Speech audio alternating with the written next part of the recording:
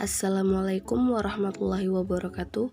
Perkenalkan, nama saya Agustriani dan rekan-rekan saya yaitu Nadia Balkis dan Al-Ilhum Ruwaida. Kami dari Pendidikan Kimia Angkatan 2019. Di video ini kami akan menjelaskan sedikit tentang unsur, senyawa, molekul, campuran, perubahan dan sifat, teknik-teknik pemisahan campuran, lambang, unsur, rumus kimia, tata nama senyawa sederhana, dan persamaan reaksi. Baik, di sini saya akan menjelaskan tentang ilmu kimia. Apa itu ilmu kimia? Ilmu kimia itu akan sangat erat kaitannya dengan bidang kesehatan, pemahaman mengenai reaksi. Reaksi kimia adalah hal yang wajib diketahui oleh para tenaga medis dan kesehatan. Tak hanya itu, penyelesaian masalah-masalah kesehatan memerlukan analisis reaksi kimia organik yang kompleks dan pembuatan obat-obatan kimia membutuhkan kemampuan sintetis senyawa aktif dalam obat tersebut. Ada dua bidang kimia yang akan berkaitan sangat erat dengan bidang kesehatan dan medisinal, ialah kimia organik dan biokimia. Contohnya yaitu dalam bidang farmasi. Apa sih farmasi itu sendiri? Farmasi itu sendiri berasal dari bahasa Inggris yaitu farmasi, bahasa Yunani yaitu pharmakion, yang berarti obat. Adalah salah satu ilmu kombinasi antara ilmu kesehatan dan ilmu kimia yang mempelajari tata cara penyediaan obat menjadi bentuk tertentu sehingga siap untuk dijadikan obat untuk suatu penyakit. Mendukung dalam penelitian klinis menggunakan teknik-teknik kimia. Mendesain obat-obatan yang dapat bekerja lebih efektif dari sebelumnya merupakan hal yang dipelajari dalam biokimia.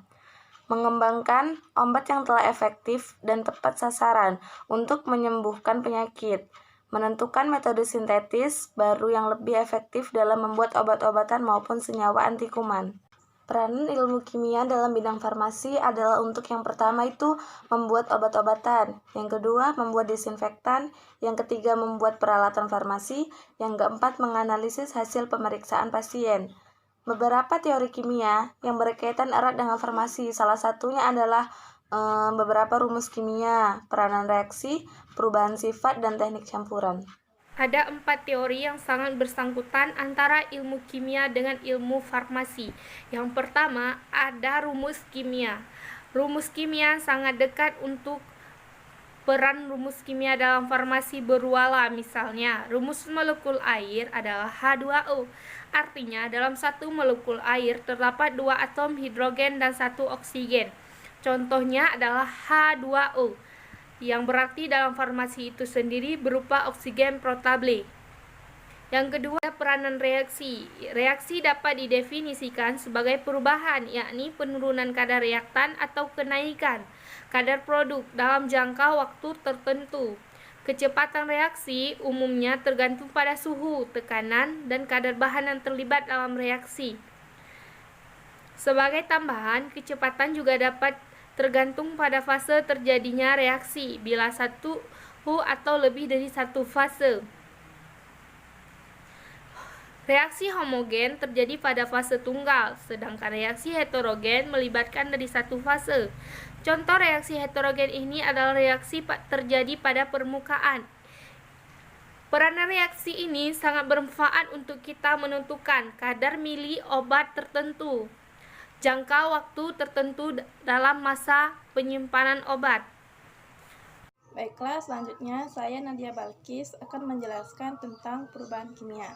Perubahan kimia adalah perubahan suatu zat menghasilkan suatu zat baru. Contohnya seperti asam asetil salisilat yang ditambahkan sejumlah pengisi dan pengikat menghasilkan tablet aspirin yang digunakan untuk mengurangi demam dan nyeri. Dalam farmakologi, obat adalah zat kimia. Biasanya, struktur kimianya diketahui saat diberikan pada organisme hidup yang akan menghasilkan efek biologis. Baiklah, selanjutnya ada metode pemisahan campuran. Metode pemisahan campuran adalah suatu cara yang digunakan untuk memisahkan atau memurnikan suatu senyawa atau kelompok senyawa yang mempunyai susunan kimia yang berkaitan dari suatu bahan. Sebenarnya jenis-jenis metode pemisahan campuran ini ada banyak, tapi kali ini kami hanya akan membahas yang berkaitan dengan farmasi, yaitu yang pertama ada filtrasi. filtrasi adalah metode pemisahan untuk memisahkan zat padat dari cairannya dengan menggunakan alat berpori atau penyaring. Metode ini digunakan untuk menjernihkan preparat kimia di laboratorium serta menghilangkan pirogen atau pengotor pada air suntik injeksi dan obat-obat injeksi. Yang kedua ada destilasi. Destilasi adalah metode pemisahan untuk memperoleh suatu bahan yang berwujud cair yang terkotori oleh zat padat atau bahan lain yang mempunyai titik didih yang berbeda. Contohnya yaitu pada pembuatan minyak kayu putih. Baiklah, cukup sekian presentasi dari kelompok kami. Lebih dan kurangnya mohon dimaafkan. Saya akhiri dengan wabillahi taufiq wal hidayah. Wassalamualaikum warahmatullahi wabarakatuh.